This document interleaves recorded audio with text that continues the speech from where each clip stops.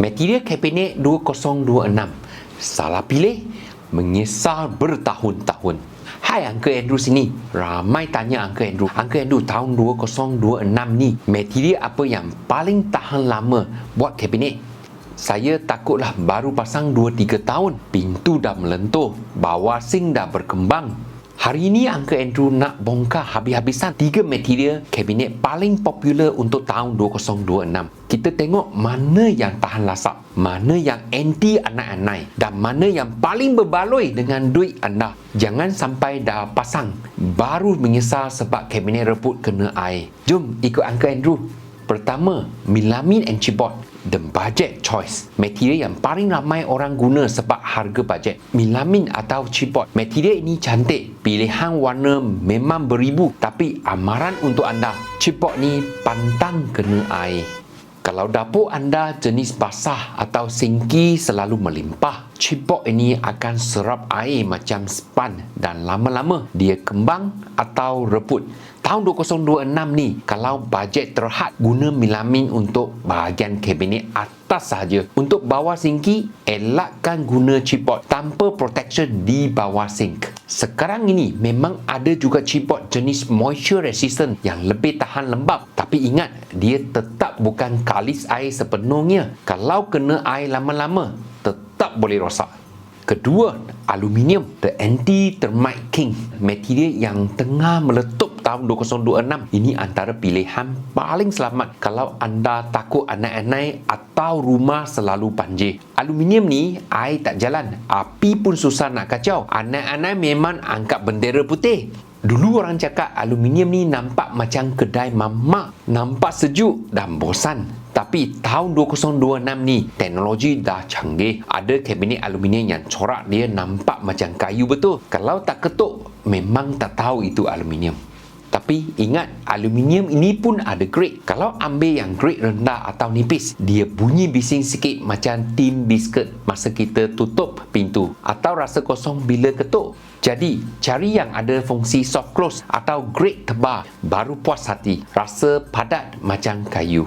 Selain aluminium, ada juga pilihan macam PVC foam box atau ABS kabinet yang memang kalis air sepenuhnya. Tapi feel dia tak sama macam kayu. Jadi kena tengok juga dari segi design dan cita rasa. Ketiga, nyatoh and plywood, the luxury classic. Ada juga yang masih minat nyatoh atau plywood. Ini material klasik untuk yang suka rasa kayu sebenar. Nyatoh itu kayu padu, manakala plywood pula kayu berlapis yang sangat kuat. Plywood ini lebih tahan air berbanding chipboard, tapi tetap perlukan finishing yang baik. Tapi masalah dia satu je, harga dia akan keras sikit. Dan kalau guna kayu nyatoh, kena pastikan finishing atau cat dia berkualiti supaya tak cepat pudar atau merekah kalau cuaca panas lembab kat Malaysia ni. Untuk tahun 2026, Uncle Andrew cadangkan plywood laminate ini untuk mereka yang nak gaya mewah tapi tahan lasak. Trend Finishing 2026. Tahun 2026 ini, orang dah tak minat sangat kabinet yang berkilat atau high gloss sampai boleh nampak muka tu. Trend sekarang adalah anti-fingerprint matte. Material yang kalau kita pegang, tak tinggalkan kesan cap jari. Warna pula trend saga green, deep blue atau charcoal grey. Tengah modernisasi pasaran. Dia nampak tenang dan sangat eksklusif. Kesimpulannya, tak ada material yang sempurna 100%. Anda kena pilih ikut bajet dan lokasi dapur anda. Kalau kawasan rumah banyak anai-anai, pergi terus ke aluminium. Kalau nak nampak kemas dan bajet sederhana, plywood laminate dah cukup mantap. Yang paling penting, jangan terberdaya dengan harga murah, package lengkap, tapi guna material grade rendah. Tanya kontraktor anda, ini grade apa? Tahan air tak? Jangan sampai dah pasang baru nampak kelemahan dia.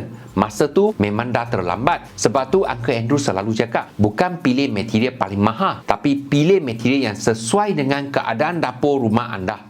Dapat sesuatu dari video ini? Uncle Andrew nak tahu juga sekarang ni kabinet dapur anda guna material apa? Dah mula kembang ke masih okey?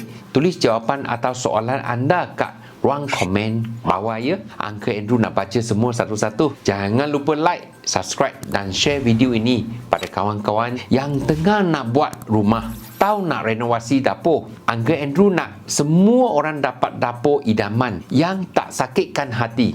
Jumpa lagi. Terima kasih kerana menonton. Jangan lupa klik like, komen, share dan subscribe.